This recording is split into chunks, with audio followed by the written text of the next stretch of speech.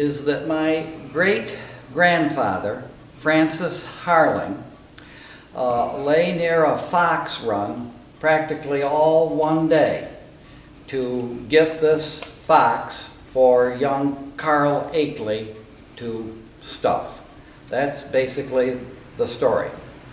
Francis Harling lived from 1827 to 1897. When the Harling household was eventually broken up, one of Francis Harling's sons acquired the fox, Walker Harling. Walker Harling was a brother to my grandmother, Sophia Harling Lattin. Walker Harling lived from 1869 to 1942. Walker Harling had two daughters. One of them was Agnes. She married John Seeger. Agnes lived from 1898 to 1960. And so she inherited the fox. So it was Francis, Walker, then Agnes that acquired the fox. Agnes was the kind of person that I would describe as a neatnik. Her home was picture book perfect. She had plush wall-to-wall carpet, as I remember thinking back on it in the 1950s. Lovely drapes, spotless furniture, and she had, I think, a certain sentimentality for the fox, but she didn't want that old stuff hanging in her house. So it got put in the attic, which was not probably the best place to store something fragile like this because of the fluctuating temperature, and especially in the summer when it really heated up in the attic. Agnes' husband, John Seeger, outlived her. He died in 1978. And their only child, John Seeger, who would be my second cousin, when he was cleaning out his parents' house, was casting about, well, what do I do with this family heirloom? And he didn't want it in his house. And my father saw John, or I guess maybe John came to visit, as he did once in a great while.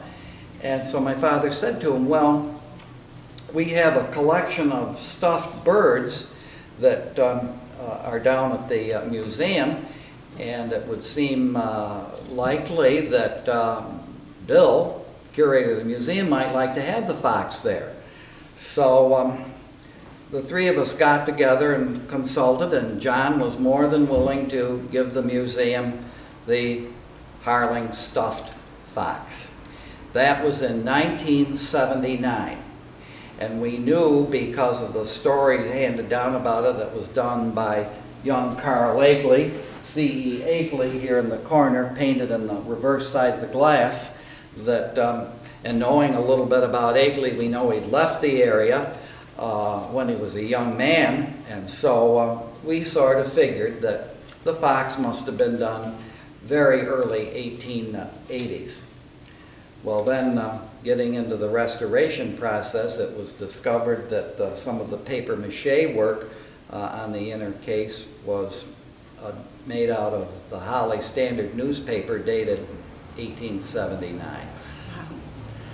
So the fox was with one eye for years and years and years. The glass eye had fallen out because of the extreme heat in Agnes Seeger's attic. I've tried to contact my second cousin. He lives, as far as I know, I haven't seen him in probably about 4 or 5 years. I've tried to contact him. He would be about 85 years old now, because I thought he would like to be here as part of this, and I haven't been able to get a hold of him. What's interesting, you know, we referred to this diorama as the fox. But in doing the restoration work on it, it was discovered when they put on a replacement tail that the fox is a vixen. So all these years, we didn't know the sex or gender of the fox, but it is a vixen. Akeley, of course, is credited for attempting early on in the realm of taxidermy to put animals in a setting that would be not unlike their natural environment. So it's really great to have this piece of taxidermy back fully restored and looking the way it would have when Akeley finished it off. You notice the case is fairly deep, and you know, to hang that on a wall, it would stick out quite a ways. Well, it didn't in the Harling homestead. In the north parlor or living room of the house where they lived on, it's a stone house on East County House Road, where the Harlings lived. In the north parlor, there is a chimney that sticks out for a fireplace. And each side of this chimney are two little alcoves with sort of arched tops. The alcoves are about this wide and about this deep. And so, from what I was told as a kid, this stuffed fox hung in one of those alcoves so it didn't stick out in an obnoxious way into the living space. So, Francis Harling, he was a dirt farmer. He did blacksmith work on the side. They were middle-class people, like many farm people that were living here in Orleans County at the time the fox was procured by him. Educated through the common school, so that was 8th grade education at best. Isn't it interesting that those common, ordinary people had a sense of aesthetics? They had a sense for something that was artistic. They had a sense for something that was beautiful in its own right. And he went out of his way to procure this fox so the family had something nice to look at in their parlor. And I think that's remarkable. I think, being a former art teacher, somehow we as art teachers have fallen down on the way because there isn't that kind of sense of aesthetics and appreciation for something like this, like there was in the 19th century. So hopefully this treasure will remain around here for many years to come, and people can appreciate what their ancestors saw as something beautiful as home decoration. Thank you. What I do have to say relates to how this piece came to be here, and both originally and here now. So I think much of the thanks for this project coming to fruition belongs to Bill for having the foresight to encourage his cousin to donate this piece to the museum, but also to Melissa. She did most of the legwork on this. I was just kind of the messenger that did the in-between, kind of getting the ball rolling on this. I was thinking as Bill was talking about this fox actually being a vixen, when we had sent the piece out to be evaluated, one of the questions I had was, is it a male or a female? And the conservator kind of laughed at me, because why would you be concerned about that? Well, just a piece of interest. So, turns out it's a female. So, as I recall this, it would have been 2014, Clarendon celebrating its 150th birthday for Carl Akeley, a very, very big shindig. Jay Kirk came to speak on a book he had wrote about Carl Akeley, Kingdom Under Glass. And we knew of some people who were going to be there that would take an interest in this piece. Bill was aware of this piece being in the collection here, and it's its significance both to the museum, to Orleans County, and to the national level of history. And so there was some discussion between us and Melissa about bringing this to the attention of people who truly appreciated Akeley's work. This is something I think that has sat in the collection at the museum. There's an underlying appreciation for it, but there's a deeper significance to this work. I guess from my perspective, seeing this as a transitional phase for Carl Akeley, kind of gearing up towards the work that he was going to do in his later career.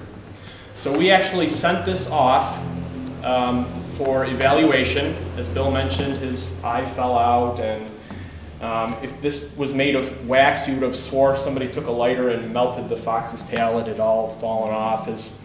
Her paws had kind of were void of hair, bugs all over the back side of it. It was very disappointing to see, but it was a very good thing that we had this in the collection.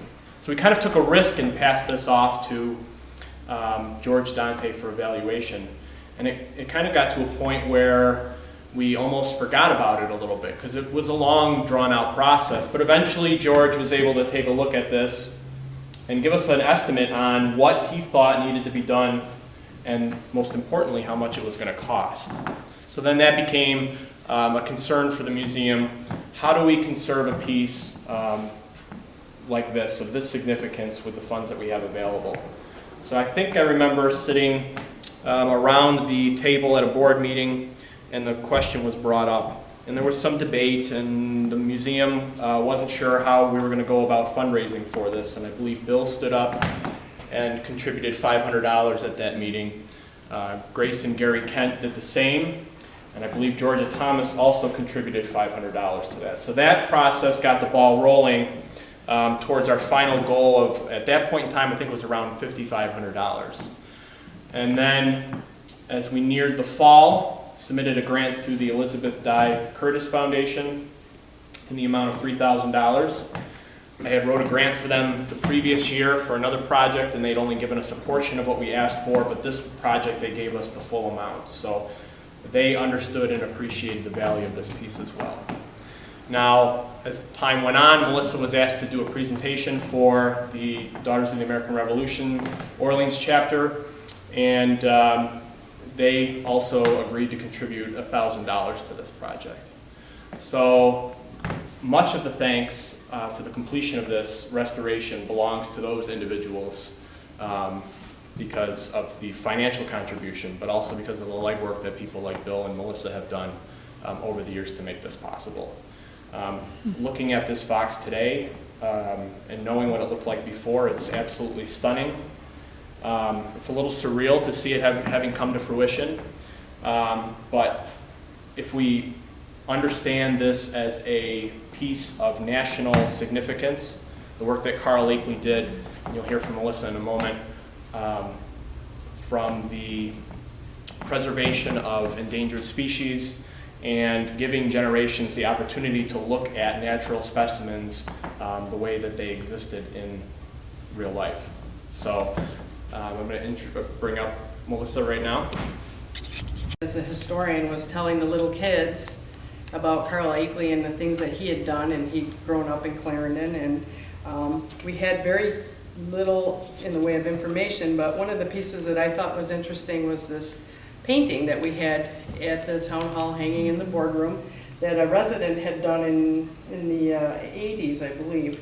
And it was Carl Akeley in different periods of his life. And you know, again, I mean, we can go into the stories and things, but the things that Carl Akeley's most famous for, in my eyes, are the leopard that he tangled with in Africa and won, thankfully. The elephant that tried to stampede and crush him, that was unfortunately broke its tusk and didn't accomplish what it had set out to do.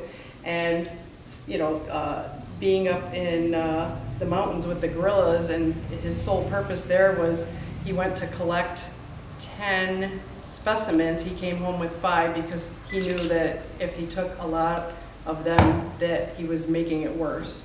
So he was able to get his point across, and he wanted people to see he had a vision of the Hall of Mammals in the Museum of Natural History in New York. and he wanted people to see what he thought were probably not going to be around future generations. So this is my starting point. To a little house on Hines Road that was built in 1864, which just happens to be the year that Carl Akeley was born. House is still there. Looks a little different, but it has a historical marker in front of it. The schoolhouse on South Holly Road, where he walked a mile and a half and went to school, which a local town employee lives in now. It's a little house, and this is where Carl went to school. Just up the road on Hines Road, there was an aunt, depends on what story you read, but it was a relative, I believe it was a Glidden, and she had a very special pet that was a canary, and the canary got a cold and died. And Carl felt very badly about that, and his mother had sent him next door to get some eggs, and he saw the bird and heard the story, and he took the bird, and this was really his first piece of taxidermy when he was 12. It is now in the Museum of Natural History in a library storage room, and I was doing a tug of war with the lady trying to get a decent picture of it, but this is the best I could do. It was in a little case and it was in a little box, and it looks like it was just done. So as we get into the Carl Akeley's later years, he was able to work for many museums, and he did a lot of trips and safaris, and I was very fortunate to make contact with this gentleman who had lived next door to the last relative of Carl Akeley, and he sent us a box a couple of years ago with original photographs and documents, and oh my gosh, it was amazing. But to give you an idea of Carl Akeley when he went on a safari or an expedition, obviously you had to get on a ship, and you had to get your supplies, and then you had to get to where you were going, and then you had to get people on board to carry all the things that you needed to do. And this I'm going to pass around, but this will give you an idea of how many people it took to carry the supplies on one of his expeditions. And these people worked very hard, and I'm just going to pass it around so you can take a look. One of the photographs that Carl sent home to his beloved nephew, Field, was another picture that I'll send around, but it has a very important gentleman standing over the elephant that he just got, and it said on the back of the photograph, I need not tell you who this is, it's Teddy Roosevelt. So this came to Field, and he kept it all the years that he had it, passed it down to his daughter, and we ended up with it. Probably one of the most famous images of Carl is him with the leopard, and this leopard just so happened to be in the brush when he went to shoot something else. It jumped out, and before he could get his shot off again, it latched onto his arm right about up to his elbow, and he described in great detail what happened and what he was thinking about as this thing was chewing on his arm. So he punched it in the throat, it let go, and because it was a small cat, it was a female, he was able to put his knees on it, get it down to the ground, and this is the end result. He is the original Indiana Jones. They could make a movie about him. So then in 2014, was it 2014, Aaron? 3 ladies from Clarendon went to the Museum of Natural History, and one of the things that struck me is when I walked into the Hall of Mammals, African Hall, there was a sign on the wall and it said Akeley Hall of African Mammals, a memorial to Carl Akeley. The public is indebted to the experience and vision of Carl for the creation of the Hall of African Mammals. The trustees of the American Museum of Natural History, in recognition of his many years of devotion to a high ideal and the unstinted giving of his energies even to life itself, have dedicated this hall, the fulfillment of his dreams, to his memory.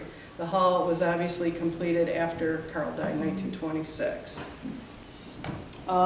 This is a pretty famous photograph. When I walked into George Dante's office, we went down a hallway, and I looked to the right, and there were 2 giant pictures of Carl Akeley, who is George's idol. And this is Carl next to an elephant. So you can see the scale of work that he was doing as he became an adult.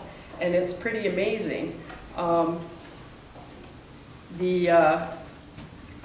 The elephants in the hall, when you first come in, there's a grouping of them, and they're just enormous. And when you look at them, I mean, you can see the folks here, and you can look at the pictures afterwards, but these have been there since the beginning, and they still look as real, from the little baby up to the mama and everybody else.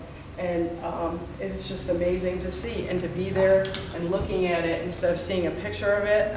I urge anybody who can go to the museum that you should go.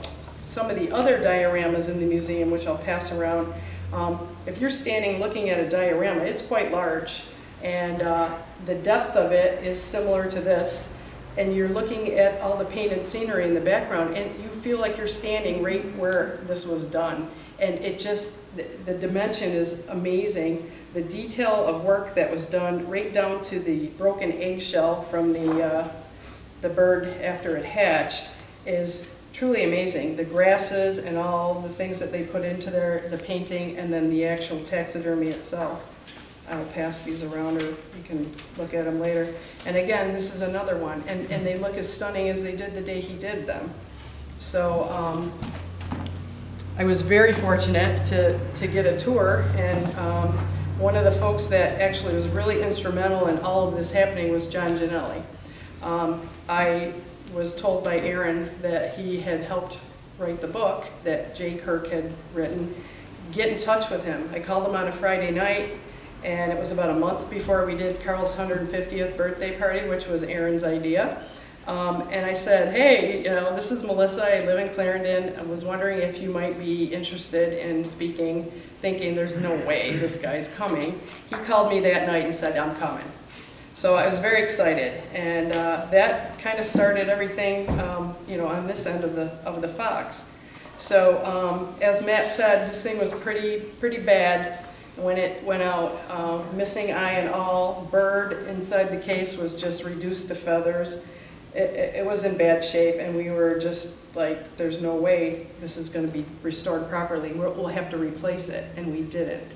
So the day that George opened the case, John Ginelli was there. Unfortunately, I thought I had it on video, I don't.